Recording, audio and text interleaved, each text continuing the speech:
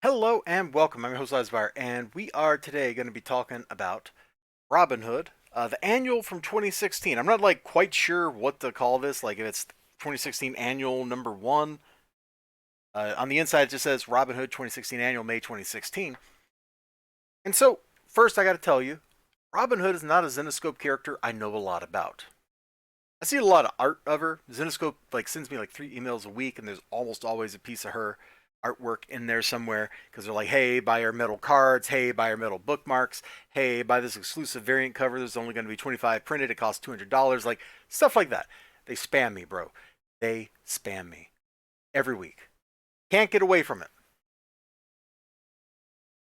Having said that, having just said I don't know anything about the character really, except what's over here. I read this. I had fun reading this book. So Zenescope has a whole stable of characters that are based on characters that are in the public domain or mythological characters. So Robin Hood is one of those. There's also the Van Helsing character, Black Knight. You name it. Like all their characters are kind of like that. Oh, not all of them, but many of them. And we're gonna skip all this boring stuff in the beginning and just get to this thing. This is on page 5. Oh look, somebody coming back to life. Yeah, that's the world we suddenly find ourselves living in. Skip forward, skip forward. She's reliving her guilt and stuff, terrible things have happened.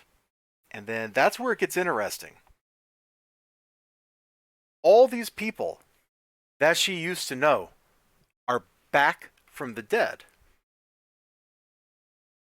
And I thought this was pretty cool because she understands exactly what's going on. She sees these people, she recognizes these people who have died helping her, these people who have died around her, died fighting with her, and she realizes kind of what's going on. That's it, isn't it? They want me to relive how they all died. So while she's physically battling these dudes, all these zombies and stuff, she's really battling her guilt. This whole combat with the zombies, more of a metaphor of her overcoming herself, the guilt she's placed on herself, the limitations she's placed on herself, the things that are locking her in place, the things that are keeping her captive so that she can't grow as a person, so she can't move on. And so she actually gets a chance by fighting these creatures to get out of that. I thought that was all pretty cool. So I don't know any of this story, I don't know who these things are originally or whatever, but there's just lots of cool combat for about half of this book. A lot of great critter looking things, zombies, undead, all that kind of stuff. I don't know who these dudes are. They're pretty weirdly here. Let's just open this up. This is 6 years old. We can open up the spine. I might be showing one extra page over what I normally do. But these dudes show up and she's like, one of our people died because you had us resurrect somebody and somebody bound their soul to this or his soul to our body or something. So now one of us is dead and they want to get revenge. And Robyn is just not having it. Arrow storm everywhere. After this, there's a wedding and whatever, and I stopped caring. And then another villain shows up who's got a totally cheesy name, Red Death, and I don't know anything about that. I don't know who that person is. Yeah, I read one Zenescope book a year, okay? I get these and I flip through them mostly just to look at the art because usually the art's okay. Zenescope really gets you with the covers. The covers are usually better than okay, but the interior art's always usually okay. Oftentimes, it's been better than Marvel books have been of late. Not always, but boy, do you remember the X-Men Black Emma Frost book that had 4 pencilers and 7 inkers on it or something, and the whole book was just this big disjointed mess? No? Well, you should go watch my review of that.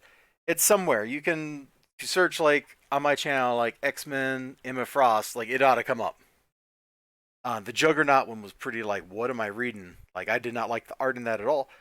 But the art in these is usually pretty good. This is just a well constructed, fun book. It's not great. It's not going to knock your socks off. But not knowing anything about Robyn, I still had a lot of fun reading this, watching her overcome the challenges presented to her. And let me find that, get a good shot of that villain. Yeah. That's the villain that shows up later in the book with these cool looking dudes. I don't know anything about these characters, but it was a fun time. You all take care of yourselves. You have a great day, great night, great whatever you got going on. Hope to see you again next time. Till then, bye bye.